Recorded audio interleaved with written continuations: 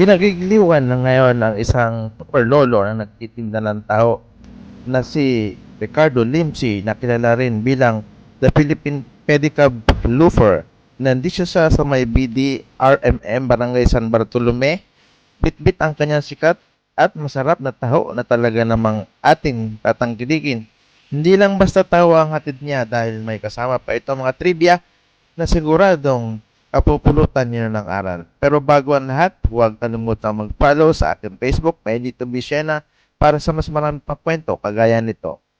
Subject and predicate and group of words that express completion. In your Filipino, ang pangungusap binubuo ng simuno at panaguri. Subject, simuno, panaguri, predicate. At mga salita na naghahayag ng paksang diwa. Naintindihan nyo ba? Opo. Naintindihan daw. Hindi naman yata naintindihan eh. Englishin mo nga, tay. Tagalog na pangungusap gagawin nyo English sentence. Gustong gusto ko talaga maging abogado kaysa maging guro. Hindi ka gagamit ng like, ng want, ng really. Ay. Ano daw? Ano daw yung hindi ka naman word? I really want, like, really. Tapos sa baba, gusto kong talagang maging abogado. Talaga. Hindi lang talaga. Talaga. It applies to myself because I want to be a lawyer but I was failed. Ay, wala kang one thing. No, pwede. Pangarap nyo pala yun? Hindi. Oo, pangarap ko yun. Yung kaklase ko, maging abogado. Katabi ko lang sa upuan eh. Ilan anak nyo? Ako, anak, 11. 11? Ilan ang apo nyo? Mahigit 30. Dami ah. Pero super lolo Ang asawa. Super lolo talaga. Kunin mo na. Ang asawa, ilan? Ay, hindi ko natanong, sorry. Tatlo. Ilan ang asawa? Pero good boy ako. Tatlo May pero itatanong ako, good boy. bakit ako good boy? Samantala naging tatlo ang babae sa buhay ko. Meron palang ganon. Di ba dapat Good boy isa ako. lang pag good boy? No, basta good boy ako. Kaya nga yun, titrivia ko. Soya milk, libre. Pag nasagot. Sagutin nyo daw.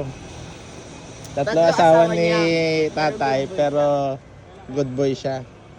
Hindi ako Muslim ha. Kinasal po ba kayo? Pag sinagot ko, masasagot yun ah. Yun lang. Hindi Pag sinabing asawa, literal na talagang mag-asawa. Mayroon mag-asawa, live-in lang, parang gano'n.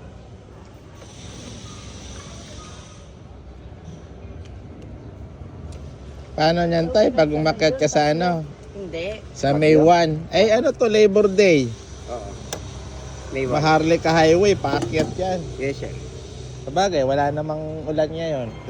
Kayang-kaya mo yan. Delikado doon, Sir. mag-iingat lang kayo. Sir, ito, rain or shine, lahat yan. Ito. Lahat yan, rain or shine. Ang pangalan mo ay Ricardo Ricardo Limsi. Limsi. Sa Facebook page, May Facebook yan. Mr. White Vlog. Sige, ipapalo ko kayo. Mr. White. Kaya pala naka-white kayo eh. Mr. White, lahat white. Pati yung tinda mo, white. Dapat sapatos white, kaya lang, sinusubukan ko kung talagang ko matibay. Itong gagamitin ko. Gagamitin mo sa Baguio, pag-akyat mo. Dapat malambot lang, ganito, mga running shoes. Malambot ito. Malambot Okay. naman. Kaya lang, siya, matibay. Meron ako mas malambot pa. Yung guma. Kaya lang, nagaganyan pa. Kailangan, Tay, 72 ka na, pero hindi ka mukhang 72 ha. Very strong ka pa rin ha. Very sharp ha. sagutin ko na. Spirit na. Tanong mo ulit kung ano Soya yun. milk yan. Gustong gusto ko. Talagang maging abogado kaysa maging guro. Hindi ka gagamit ng like, ng want, ng really. Huwag kayong mag-alala, English teachers. I wonder why hindi nakasagot. English teacher? Hindi ako... Hindi niya nasagot. Talaga? Alam mo noon, sir, when I was studying before, ang passing grades out of 100%, 25% lang ang nakakapasok. Oo nga, tama. Sa ano, board exam. Ah. Mahirap eh. Mahirap. May bibili Ewan ko daw. ngayon, baka siguro ano. Ha? Hindi pa. Sa kanya lang. Na-record o game. Okay. By using WOULD, would. I would rather be annoyed rather than be simple. Oh. Sayang. Now, ano sa Tagalog ang grammar? Ano? Hindi gramatika. Panika.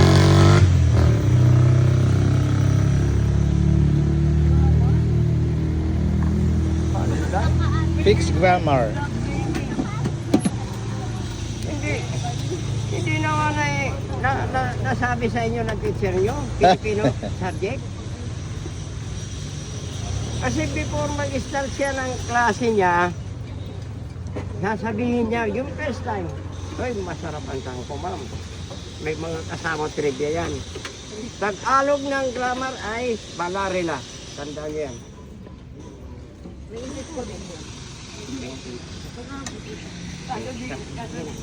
Magkano binigyan mo? 22. Ikaw na maglagay. Oh, ano daw yung grammar? Balarila. Bararela. Balarila. Hindi gramatika.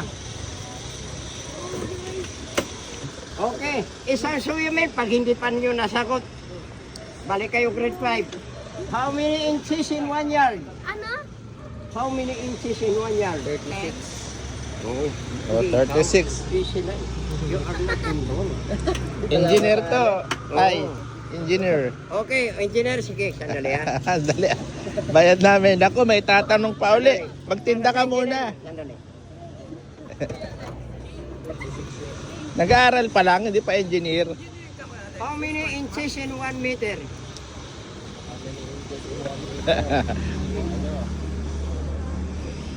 Napapaisip tuloy kami. Magkukwenta muna, pwede? Oo, pwede. Wala lang Google. Pero pag nasagot niya, maraming sagot. Ang dagdag, ah. Oo, sige. Hindi, soya milk ibibigay Ah, ko. soya milk. Oo, sige.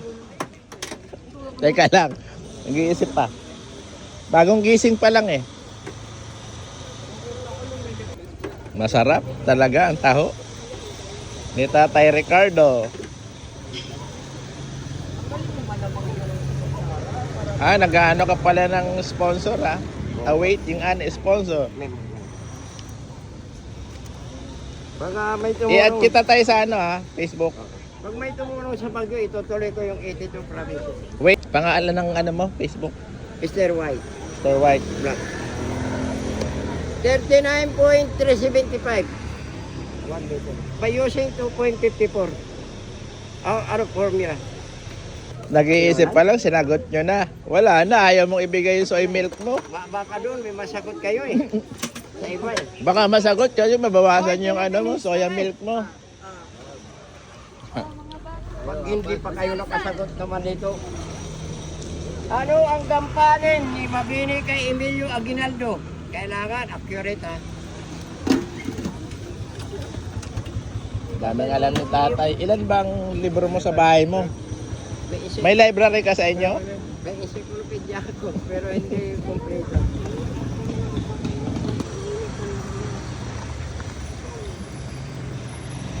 Bablog ko to si tatay ah. Tay, vlogger din ako eh.